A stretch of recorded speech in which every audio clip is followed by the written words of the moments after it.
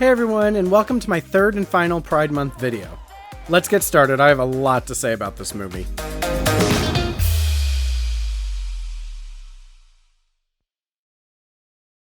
Common Ground is an all-star anthology film that was released on Showtime back in the year 2000. The film consists of 3 segments about gay people living in a small Connecticut town. The segments take place in 3 different eras: 1954, 1974, and present day, which again was the year 2000. The cast of this film includes Brittany Murphy, Jason Priestley, Steven Weber, Jonathan Taylor Thomas, Eric Stoltz, Margot Kidder, Harvey Fierstein, and Ed Asner, to name a few. The first story is about a woman who returns home after being dishonorably discharged from the Navy after she is caught at a gay club. This is Section 8. That can be explained. I can't hire somebody with a dishonorable discharge, and I certainly can't hire somebody with a Section 8 to work with school children.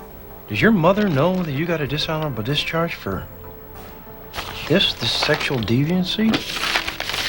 The second segment is about a high school athlete struggling with his sexuality while being severely bullied. One of his teachers is aware of the situation, but is afraid to do anything because if anybody finds out that he's also gay, it could cost him not only his promotion, but his job. Thought you wanted to be made principal. I do, but not at this price. You know, they're not going to let you teach. And the final segment is about a man who is getting ready to marry his longtime boyfriend, but on the day of their wedding, gets wedding day jitters. I mean, where are my thousands? Where are my discos and my parties, my sad and pathetic and lonely life? Okay, we're going to be discussing this segment the most because there's a lot to unpack. Unlike the first 2 segments, the third segment for the most part is a comedy. As I discussed in the last episode, I love a movie that randomly shifts genres, but in this movie it really bothers me. The first 2 segments are definitely hard to watch, so when you get to the third segment where a guy is simply having an existential crisis on his wedding day, it's a breath of fresh air. However, this segment seems to imply that the systemic struggles of being gay are mostly a thing of the past. I mean, I'm a gay man in a heterosexual world, and that hardly seems to matter anymore. There is a subplot involving some townspeople protesting the wedding, but it's mostly laughed off. This is a town of 27,000 people. If that is all the outrage they could muster, it's embarrassing. The guy's father is one of the protesters, but the majority of the film is them having a heart-to-heart in the treehouse, and the father realizing that just because his son is gay doesn't mean he's going to lose out on those pivotal father-son moments. You've got the wedding day jitters. Cut it out. Oh, this is so cute. Would you stop saying that? It's all right. Everyone has wedding day jitters. This is wonderful. This is one of those father-son things I was sure I'd missed out on. Now, I know it doesn't sound like it, but I do actually like this story. Believe it or not, it's my favorite segment. It's funny, cute, insightful, and heartwarming, and if it wasn't set against the other 2 stories, I would have very little criticism for it. But when it's part of a film about how gays struggle in society, I don't get why the present day segment has this jaunty, hooray, homophobia is over feeling about it. And it's not just this film. The same year this film came out, HBO released a very similar movie just a few months later. If These Walls Could Talk Too is an all-star cast anthology film about lesbians.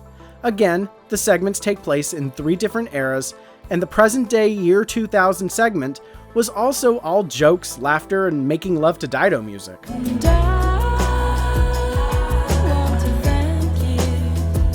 Where's this coming from? In the year 2000, I was a teenager struggling with my sexuality. I was there. Sure, it was better than it would have been in the 1950s or even the 1970s, but it definitely wasn't this. What's really frustrating is the issues raised in the 1950s segment and the 1970s segment still exist in the year 2000. You could still get kicked out of the military for being gay. You could still get fired from your job for being gay. And you could most definitely be bullied for being gay. Speaking from experience on that one. Why were these films acting like homophobia was something that was pretty much conquered? Why? Because Hollywood had a famous lesbian couple and Will and Grace was part of NBC's Thursday night lineup? I mean, I'm a gay man in a heterosexual world, And that hardly seems to matter anymore. This segment was a missed opportunity to make a profound statement. It's not like things were so great in the year 2000 that they didn't have any issues to discuss. I mean, look, it's this guy's wedding day. But in the year 2000, gay marriage was not legal, which means this was not an official marriage. Everyone remembers California's Prop 8 back in 2008, but the same year that this movie came out, California had Prop 22. You know, I'm voting yes on Prop 22 because it's the right thing to do, and it's just common sense.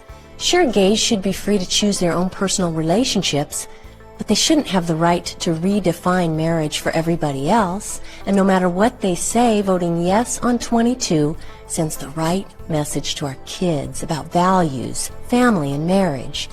Marriage should be limited to a man and a woman. Let's keep it that way. And apparently most of California agreed.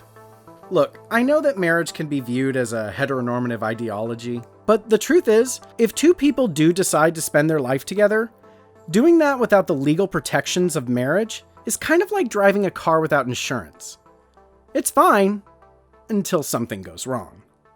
I don't know, maybe this film could have done something with that concept? How about maybe one of them is ill? Maybe he has some sort of incurable virus? There are treatments out there to prolong his life and ease his struggling, but neither can afford it. The other guy's job has great health insurance, but since gays can't get married and their marriage wouldn't be recognized, all they can do is have a bittersweet commitment ceremony and enjoy what little time they have left. Wouldn't that make a statement that would fit nicely with the other two stories? I implied in my first video from this series that I'm not the biggest fan of a movie that shows gays suffering to make a point, and I stand by that. But if you're gonna go there, don't gaslight me in the end by acting like the struggle is pretty much over. Because it's not. This is a town of 27,000 people. If that is all the outrage they could muster, it's embarrassing. Yes, I have my criticisms for this film, but I don't want you to think that this is a bad movie.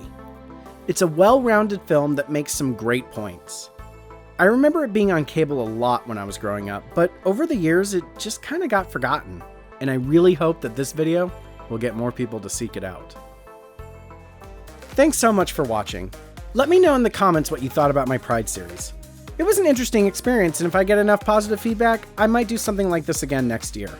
If this is the first video you've seen in my Pride series, here's the playlist of all 3 episodes.